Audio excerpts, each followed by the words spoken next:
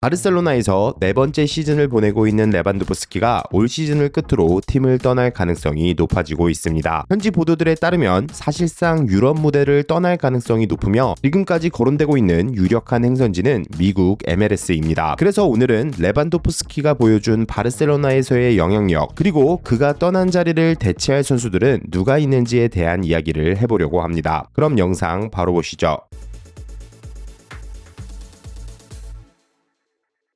레반도프스키의 영향력.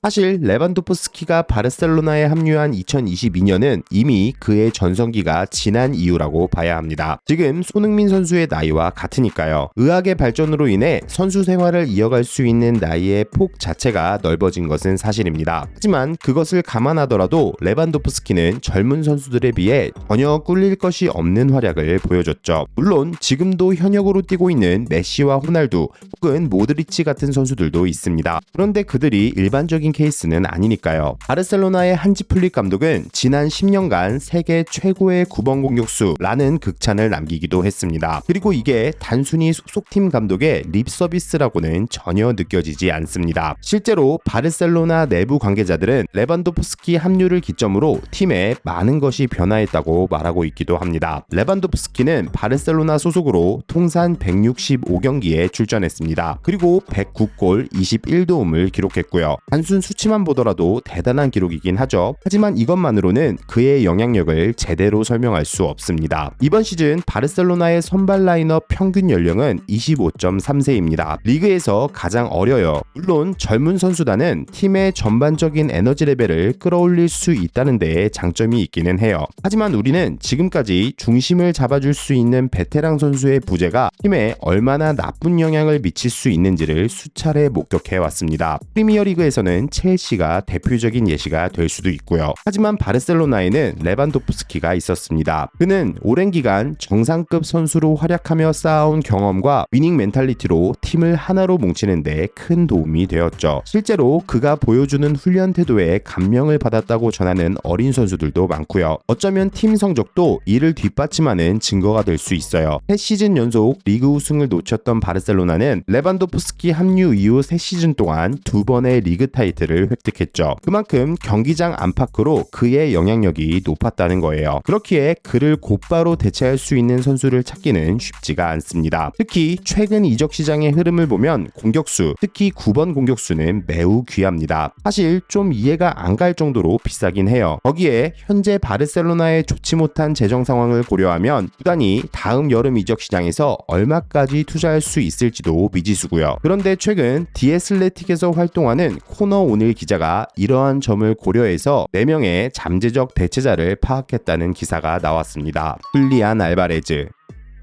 코너 오닐이 첫 번째로 선택한 선수는 아이러니하게도 훌리안 알바레즈입니다. 그는 바르셀로나의 주안 라포르타 회장이 가장 원하는 선수라는 것을 그 이유로 들었어요. 물론 알바레즈가 굉장히 좋은 선수라는 것은 동의합니다. 그는 알레티 이적 이후 적응기가 필요 없는 좋은 활약을 보여주며 곧바로 팀의 핵심 공격수로 자리 잡았죠. 당연히 공격수이기에 가장 중요한 지표는 득점입니다. 알바레즈는 알레티 합류 이후 지금까지 리그에서만 총 24골을 기록하고 있습니다. 그리고 라리가에서 알바레즈보다 더 많은 득점을 기록한 선수는 레반도프스키를 포함해 단 3명에 불과하고요. 올 시즌에도 그는 컵대회 포함 26경기에 출전해 11골 6도움을 기록하며 팀의 확실한 주전 공격수로서 활약하고 있습니다. 알바레즈는 레반도프스키와는 완전히 다른 유형의 공격수입니다. 박스 안에서의 움직임이 최대 장점으로 꼽히는 레반도프스키와는 달리 알바레즈는 거의 10번에 가까운 움직임을 보이는 선수입니다. 거기에 좌우로도 폭넓게 움직이며 공을 받아주고 동료 선수들을 이용하는 연계에 강점을 보이는 선수죠. 물론 레반도프스키도 바르셀로나 합류 이후에는 조금 내려와 팀의 빌드업에 관여해주는 모습을 자주 보여주긴 했지만 그래도 그의 최대 장점은 골 냄새를 맡고 확실하게 득점을 결정짓는 능력입니다. 개인적으로 플레이 스타일 자체는 어쩌면 알바레즈가 바르셀로나 팀 컬러에는 더 잘 맞는 선수일 수도 있겠다는 생각이 들기도 해요. 거기에 알바레즈는 수비 가담도 굉장히 적극적인 선수입니다. 특히 그는 역압박과 리커버리 부문에서 동포지션 대비 최상위권 수치를 기록하고 있는데 이 또한 바르셀로나가 탐낼 만한 능력입니다. 현재 한지 플릭 감독 체제의 바르셀로나에서 카운터 프레싱은 대단히 중요한 전술적 요소입니다. 참고로 카운터 프레싱은 공을 잃은 후 3초 이내에 압박을 가하는 것을 의미하고요. 플릭 감독의 전술은 기본적으로 수비 라인을 굉장히 높게 유지합니다. 그리고 해당 전술의 궁극적인 목표는 볼을 소유하는 시간을 늘리는 데 있죠. 쉽게 말해 턴오버 시에도 곧바로 역압박을 가해 볼 소유권을 최대한 빠른 시간에 되찾아와야 한다는 것입니다. 역습을 당할 상황 자체를 만들지 않겠다는 거예요. 그러니 선수들의 전방 압박이 무엇보다 중요하며 알바레즈는 여기에 적합한 능력을 가지고 있다는 거죠. 다만 모순이 하나 있는데 그것은 알바레즈가 굉장히 비싼 선수라는 것입니다. 물론 주급은 레반도프스키의 이탈로 어느 정도 해결할 수도 있어요. 하지만 이적료가 문제입니다. 알바레즈는 이미 아틀레티코와 2030년까지 장기 계약이 체결되어 있는 상태입니다. 아틀레티코가 저렴한 이적료로 그를 내보낼 이유가 전혀 없다는 거예요. 그리고 만약 한지 플릭 감독이 레반도프스키의 역할 자체를 대체할 선수, 즉 정통 9번 공격수를 원한다면 알바레즈는 적합한 선수가 아닐 수도 있습니다. 알바레즈는 9번 공격수 치고는 신체적 조건이 왜소한 편입니다. 아틀레티코에서도 원톱보다는 소를로트와 투톱으로 활용되는 경우가 많은 이유이기도 하고요. 에바닐손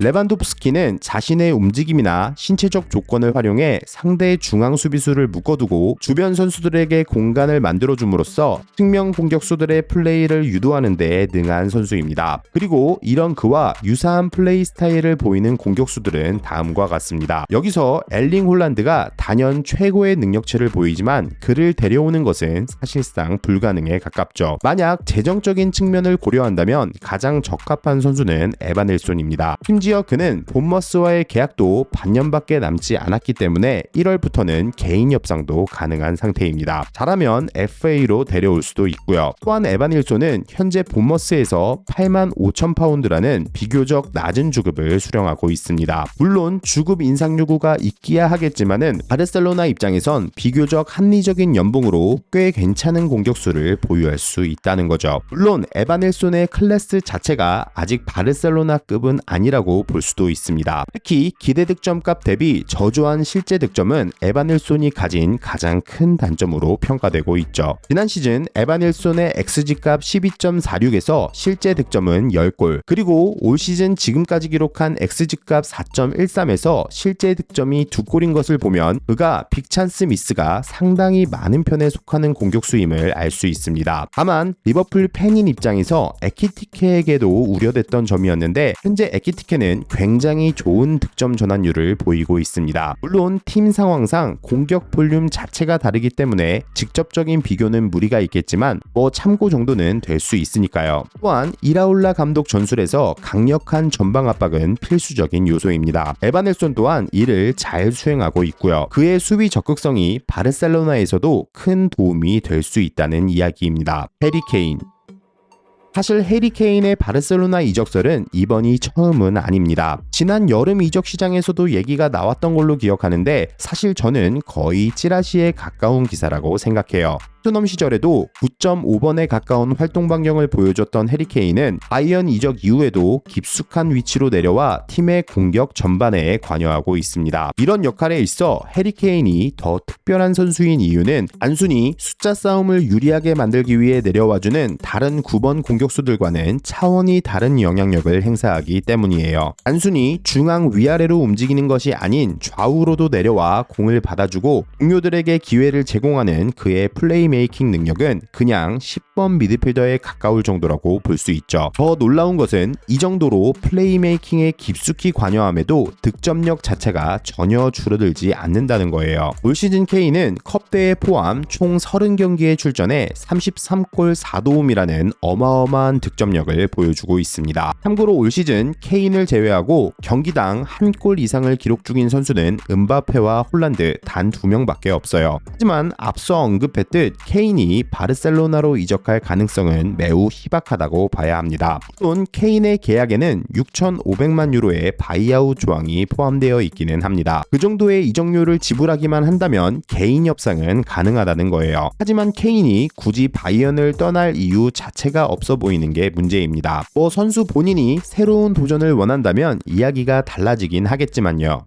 사무 아게우와 코너 오늘 기자가 마지막으로 거론한 선수는 FC 포르투 소속의 사무 아게우아입니다. 그리고 만약 제가 바르셀로나 팬이었다면 무조건적으로 반대했을 것입니다. 최근 포르투갈 리그 출신 선수들의 실패 사례가 계속해서 이어지고 있습니다. 성공 사례가 거의 없다시피 해요. 반대로 빅리그에서 포르투갈로 이적한 선수들은 좋은 활약을 보이는 경우가 많죠. 아스날에서 포르투로 이적한 키비오르가 대표적인 케이스고요. 전 솔직히 요케레스는 잘 못해도 리그 15골 이상은 넣어줄 수 있을 거라고 생각했어요. 그만큼 요케레스가 스포르팅에서 보여준 득점력이 대단했으니까요. 거의 포르투갈 리그를 폭격하고 왔다고 봐도 무방할 정도였잖아요. 물론 시즌이 아직 끝난 것은 아니에요. 아직까지는 리그 적응이 필요한 시기일 수도 있고요. 하지만 지금까지만 놓고 봐서는 실패한 영입에 가까운 게 사실입니다. 물론 아게우와는 다를 수도 있습니다. 스페인 출신이라 적응에 유리한 점도 있을 거고요. 하지만 역시 도박에 가까운 선택이라는 점은 변하지 않습니다. 바르셀로나는 실패 확률을 줄이는 선택을 해야 합니다. 돈을 많이 쓸 수 있는 형편이 못 되니까요. 물론 이적료 규모에서 큰 차이를 보이긴 하겠지만 쿠뎀그로 이어지는 나쁜 역사를 반복할 필요가 없다는 것입니다. 차라리 페란 토레스를 선발로 기용하면서 라마시아 출신 선수들을 키워보는 것이 더 좋은 방법일 수도 있습니다. 하팀팬의 개인적인 생각이라는 점 다시 한번 말씀드립니다. 오늘은 레반도프스키 대체자들에 대한 개인적인 생각을 이야기해봤는데요. 혹시 제 영상을 보시는 바르셀로나 팬분들은 어떤 선수를 영입하고 싶으신가요? 지금까지 박고비였습니다.